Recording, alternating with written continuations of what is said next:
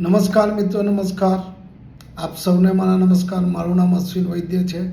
આજે હું તમને ગુજરાતીમાં સરસ રચના સંભળાવવા જઈ રહ્યો છું. કોઈ આંસુ લૂછવાવાળું હોય તો રડવામાં પણ મજા છે. કોઈ મનાવવાવાળું હોય તો રૂઠી જવામાં પણ મજા છે. કોઈ આંસુ લૂછવાવાળું હોય તો રડવામાં પણ મજા છે.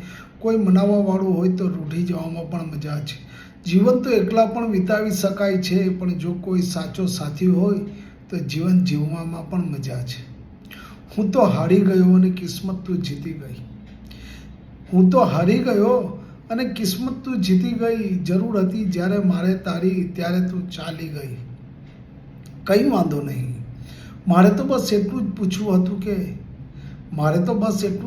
હતું કે આમ તો લોકોને હેરાન કરવાની રીત તને ક્યારથી ફાવી ગઈ. Thank you.